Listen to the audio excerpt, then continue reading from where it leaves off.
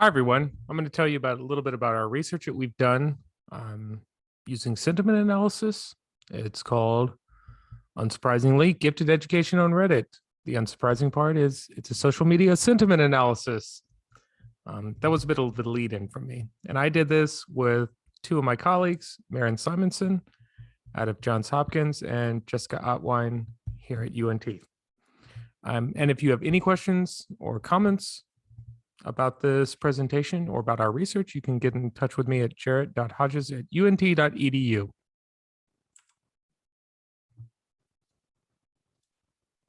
So what can you expect from this presentation? First of all, you can expect some of the background of the study, a brief overview of sentiment analysis, what it is, what it looks like. This might be something new for you, or you might already know what sentiment analysis is. Then you'll get to hear a little bit about what we did, and finally, what we found. So the background, as you can see here, social media. And social media has been an area of interest, of increased interest, I can say that, for quite some time now. It's becoming a de facto means of communication, a de facto way of interacting with people.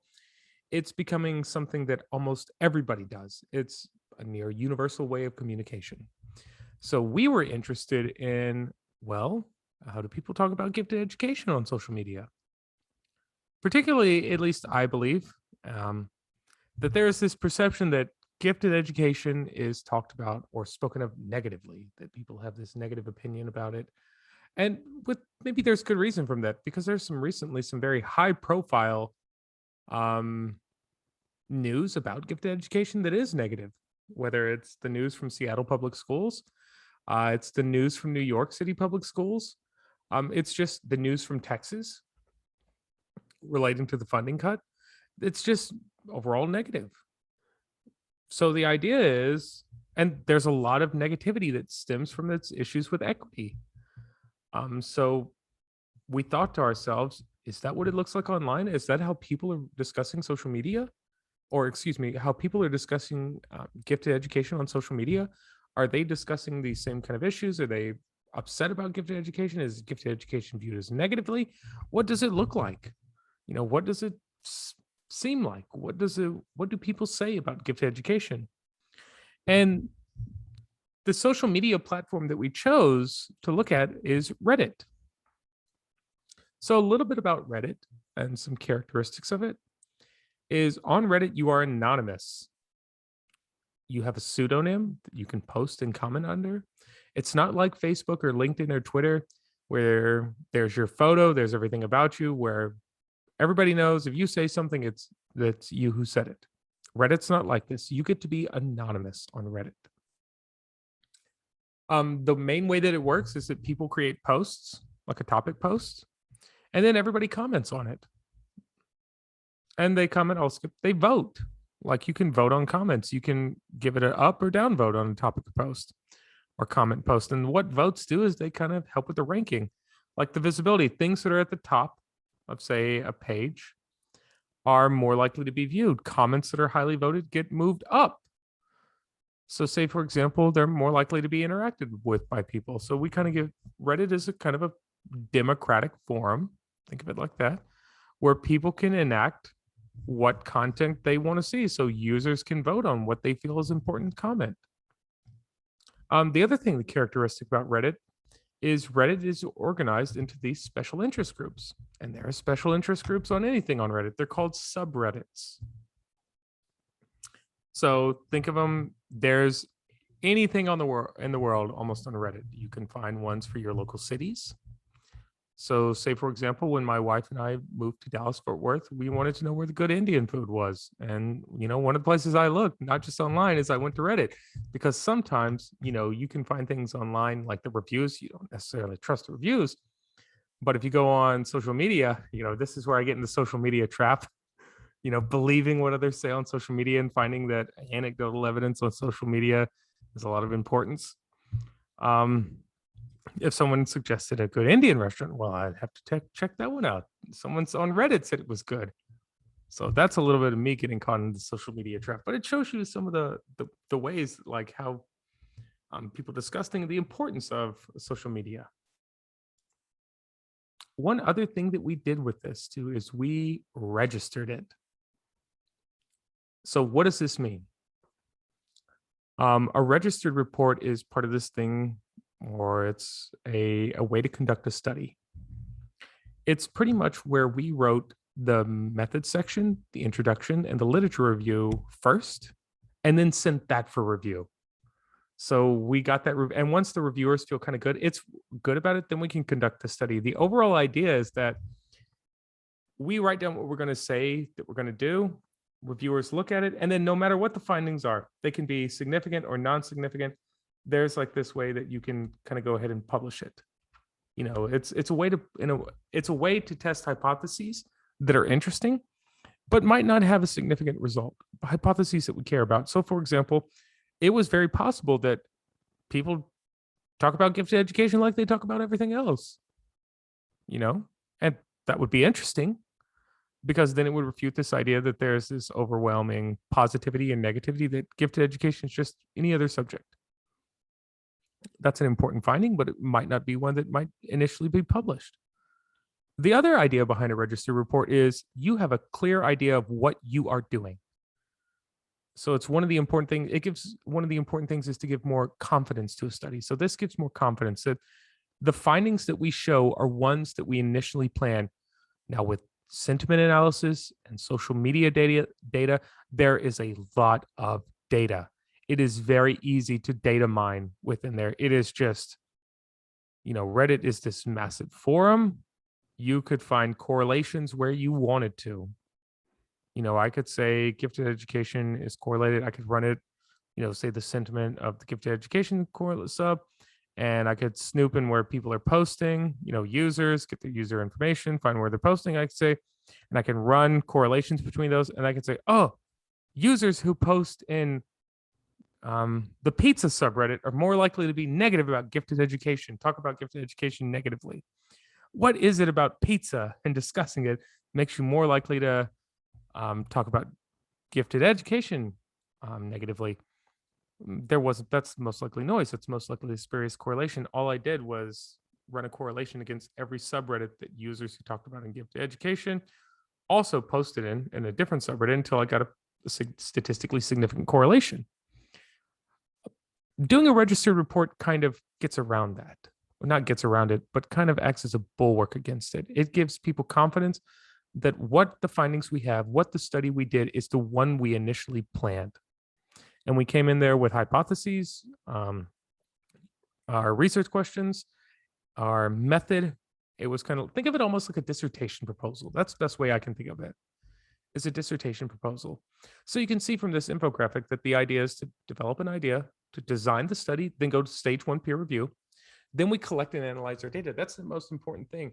We didn't start collecting our data until we finished stage 1 review. We didn't collect our data. Then we wrote our report, and then we went into, now the paper is currently under review again. So that's where the paper currently stands now. So one thing I want to go on and talk a little bit about is sentiment analysis and what it is. So sentiment analysis is used primarily when you have a lot of text. Ideally, in a perfect world, to conduct this study, I would have infinite graduate students who could comb through Reddit and read everything by hand. And then we could do we could analyze this qualitatively. That would be great. But the issue is, in certain cases, you face a large volume of text. And then doing things by hand becomes prohibitive. You just don't have the time or the resources. So what can you do? Well, you can conduct a sentiment analysis. And the core idea behind it is that it assigns numerical values to words and word phrases. Like, say, for example, the main thing that we looked at in ours is positive or negative. For example, the word good might get assigned a numerical value of 1. And the word bad might get assigned a numerical value of -1. And the overall idea it works is for any given body of text, a corpus, it adds up the negative ones, the positive ones, and then it gets the average. This is kind of a rough way of doing it. It's a little more nuanced than that, but that's the overall idea. There are different things like valence shifters. Like, for example, this is not good. Well, not modifies good. Or there's different ways to calculate the sentiment. But overall, that's the overall idea. Now, those numerical values are from these things have created dictionaries. They're not just pulled out of thin air. There's a couple of ways that dictionaries have been done. There's been a crowdsourced version of a dictionary where you just have a whole bunch of people assigning values, and it kind of builds along the law of group averages, where groups are really good at guessing. So individuals are bad at guessing. Groups are good at guessing, or not necessarily guessing, but groups are good at assigning values. Like, say, for example, if you wanted to know how many jelly beans are in a jar, the best way to do it, the best strategy is just to take the average of the previous guesses. That's the best way. Another way that it's been done is a team has assigned values to it. And the third way is a machine learning algorithm assign values to it. So there are 3 different approaches to these dictionaries. But the overall is what you get is a list of words and then a list of values, positive or negative values. Now, an important thing about sentiment analysis is that it cares not only what is said, but how it is said. And that's important. So say, for example, somebody said, I had a bad day, but it wasn't that bad. Or I had a bad day, but it could have been worse. Or I had a bad day, but overall it was okay. Could be better, but it was okay. That's one way. And on conversely, you could say, I had a terrible day. It was awful. I was miserable. Both of those things, what was said is they had a bad day. But the how is the magnitude of the badness. That's kind of what sentiment analysis is. The other nice thing about sentiment analysis is it is in some ways objective. It provides an objective measure of text. And that in and of itself has some use. It has some use. So our research questions, 2 things we looked at. What is the relationship between gifted education topics that have high rates of participation across subreddits of interest and the sentiment towards those topics? So what are the things that people are really involved in, and what's your sentiment? That's one thing we're interested in. And then the other thing is, to what extent does the average sentiment or attitude expressed by people discussing gifted education differ in topic posts that include self-disclosure of giftedness compared to topics posts that do not include self-disclosures? In other words, that means a self-disclosure is them telling a story about themselves or their loved ones or someone they know. Is it different than those? Is the sentiment in those posts and how people interact with those posts different from those that don't contain it? Self-disclosure. So say, for example, somebody talking about gifted education versus someone talking about how gifted education affected them. So we wanted to know if there was a difference between the 2. So we looked at a group of subreddits. We had 3 that were gifted associated. Those were R after gifted. That's a subreddit dedicated to underachievement. And as of when we pulled our data in June 29th in 2020, a little over a year ago, there were about 20,000 subscribers or users in this subreddit. And so, like I said, the theme of this one is people who identified gifted and are self-identified as underachievers. There's a whole group dedicated towards that.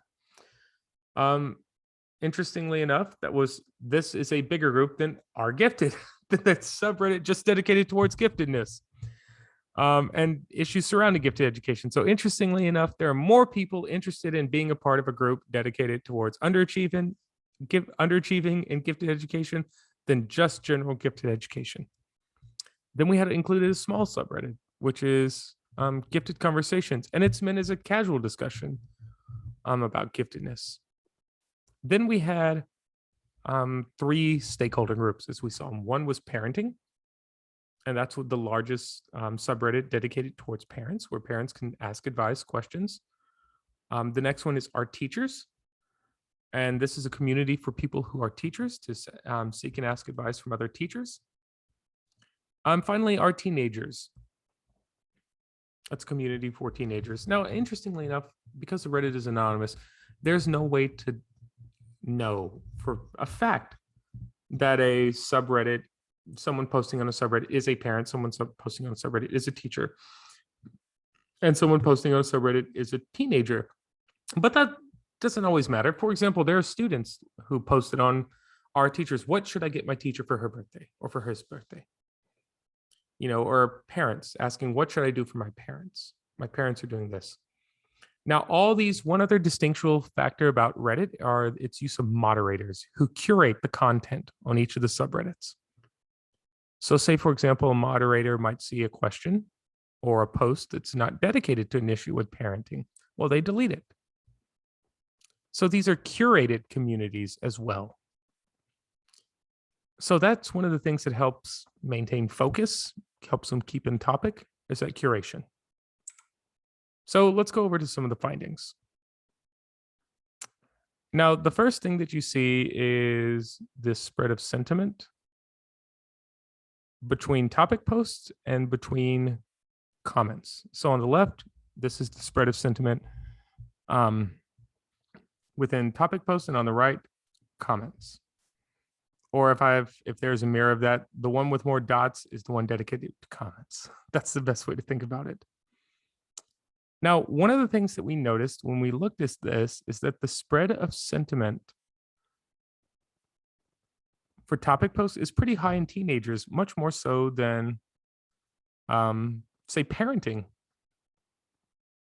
Parents as a whole overall were pretty neutral about how they talked about giftedness. And as you can see, they were a little bit positive, but they were overall pretty neutral. Not a lot of value-laden statements. For teenagers on that subreddit, giftedness ranged from negative to positive. There wasn't as much neutrality when teenagers discuss giftedness. There's a lot more variance. Teachers, on the other hand, there's more variance than parents, but teachers tend to be positive about it. They tend to talk about giftedness in positive ways. Finally, with the gifted subreddit on a whole, even within across all gifted subreddits, you see an overall positive swing. One interesting thing to notice through all of these, and why these figures are important, is that even though the average might be neutral in some of these, there's still a lot of variation in how people discuss.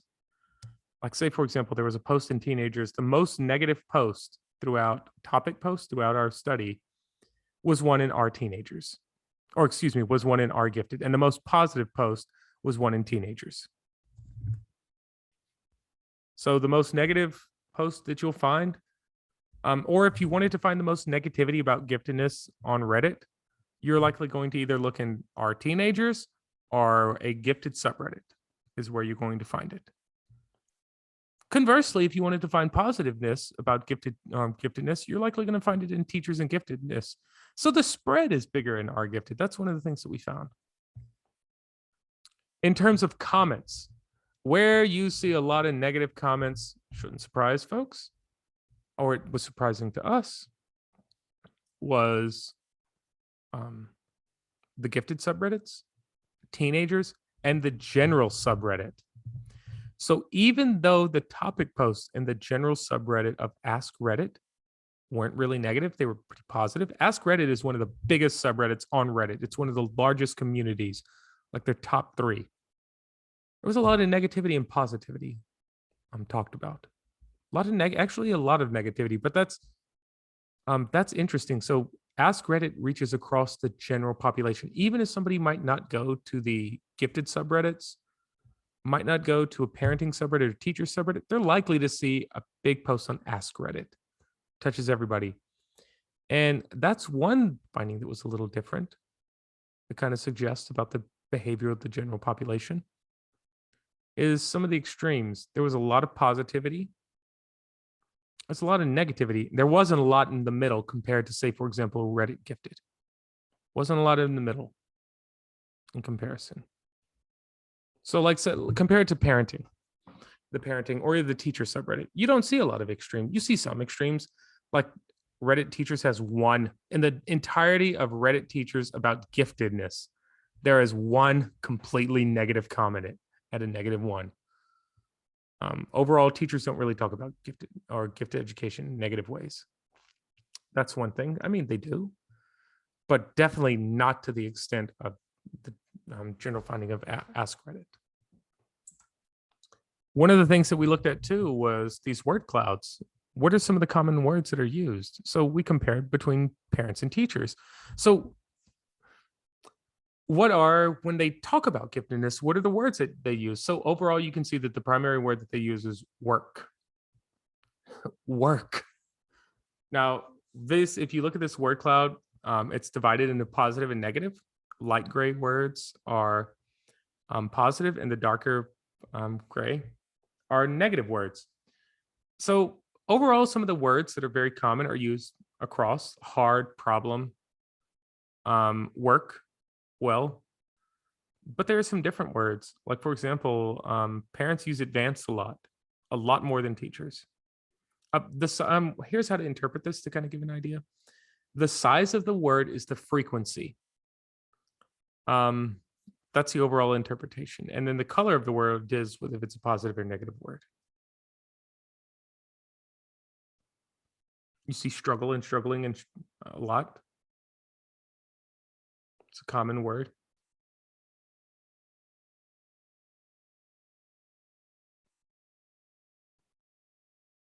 This gives you an idea of the difference in how the language used between parents and teachers. There's a lot in common, though, with how folks described and gifted. And that's one of the things that we saw.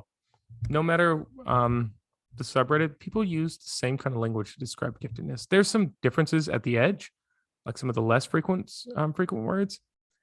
Like, for example, lazy is used more often, but it's still used by teachers.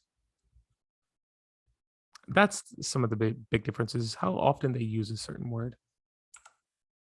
Now, let's talk about self-disclosures. So what did we find there with self-disclosures? Our overall idea was that people would be more positive towards self-disclosures. That was our thinking. What did we find, though? Overall, we didn't find that. For the most part, self-disclosures were more neutral. And that posts without self-disclosures had a lot more variance. Now, there's two possible explanations. One explanation is self-disclosure posts were a lot longer. Posts that contained self-disclosure, and they were more nuanced. They talked about good and they talked about the bad. And so because they talked about both, they tended to be neutral. On the other hand, posts that didn't contain self-disclosure tend to be shorter, more abbreviated. You could say one thing, you can say, I hate this, or I love this. And so you would have a less nuanced response. And without nuance, you're more likely to have extremes of sentiment. That's one of the things that we found. Now, one of the things that I want to talk about finally are some of the limitations of this study. And I use this art. This was pulled from the most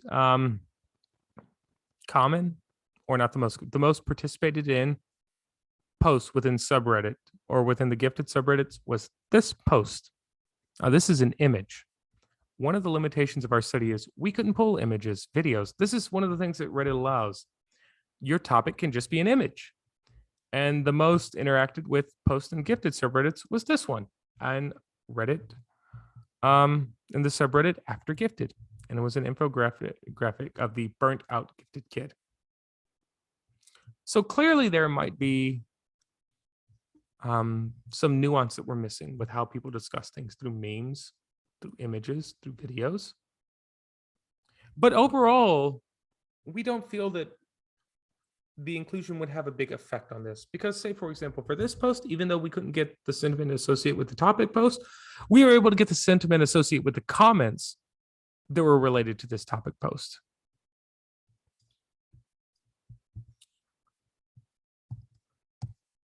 So there is that. Overall, I think that sentiment analysis is something, or we think that sentiment analysis is something that could be utilized by gifted education researchers, especially those who are interested in looking at social media. It's a way to quantify text, and it's a way to analyze large volumes of text. There are ways that we want to look at it. We'd like to continue and extend this study. There's even been things of being able to look at how do scholars talk about gifted education. Like I've thought about looking at this, like running a sentiment analysis on discussion sections of literature or the conclusions, where people like talk about things that are a little less, not as scholarly as say the literature review or even the methods and the results, and see how are scholars talking about it. Like in the introduction section, are scholars positive when they talk about gifted ed? I've been curious about that, but there's still a lot to do with this that can be done. And it's likely as these methods become more sophisticated, more easier to use. Like in this case, to use a sentiment analysis currently, you have to do a little bit of coding, and that might be a barrier, but that won't always be the case. The tools will advance and access to some of these techniques will become more widely available. So we look forward to seeing what the future will bring with this technique and how people will analyze social media data further. Again, let me go to the title page. If you have any questions or comments, or if you'd like even anything, and one thing to say too, all of our material is available. That's the code we used, the data we collected, our initial registered report, everything is available. So if you would like any of it, please feel free to reach out to jarrett.hodges@unt.edu, and I'd be more than happy to email it to you. Thank you so much, and I hope you have a great conference.